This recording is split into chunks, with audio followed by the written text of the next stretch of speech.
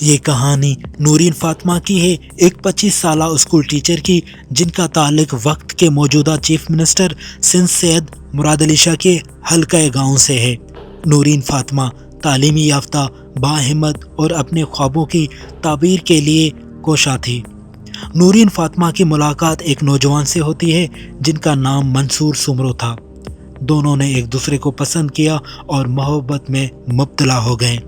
ان کی محبت نے وقت کے ساتھ گہرائی اختیار کی اور انہوں نے شادی کا فیصلہ کیا، لیکن خاندان کے ممکنہ مخالفت کے پیش نظر نورین اور ان کے شوہر نے یہ خفیہ طور پر شادی کی اور خفیہ طور پر اسے چھپا لیا گیا۔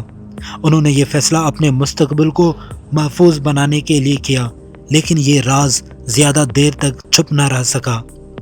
جب نورین نے اپنے خاندان کو شادی کے بارے میں بتایا تو ان کا رد عمل شدید اور غصے اور غیرت کے نام پر خاندان نے اس محبت کو قبول کرنے سے انکار کر دیا۔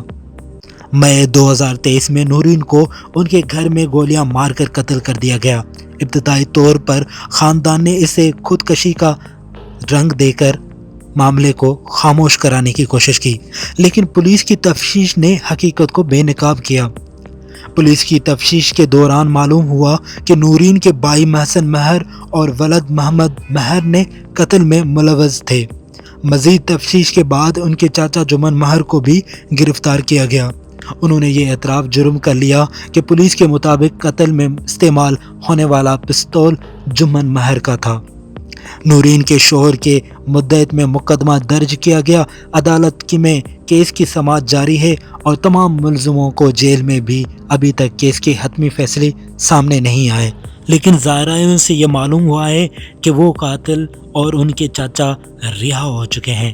نورین فاطمہ کی کہانی ایک المیہ ہے جو ہمارے معاشرے میں غیرت کے نام پر ہونے والے جرائم کی عکاسی کرتا ہے۔ یہ واقعہ ہمیں یہ سوچنے پر مجبور کرتا ہے کہ محبت اور آزادی کے حق میں کھڑے ہونے والے افرادوں کو کسی طرح چیلنج کا سامنا نہیں ہے۔ یاد رہے کہ نورین فاطمہ کے والد خود 2 شادی کر بیٹھے ہیں، ایک ان کی شادی اپنے رشتہ دار میں جبکہ ایک شادی ان کی غیر ذات میں کی گئی ہے۔ اس سے صاف ظاہر ہوتا ہے کہ مرد اپنی پسند کا حق رکھتا ہے جبکہ یہ خواتینوں کو پسند کا حق حاصل نہیں۔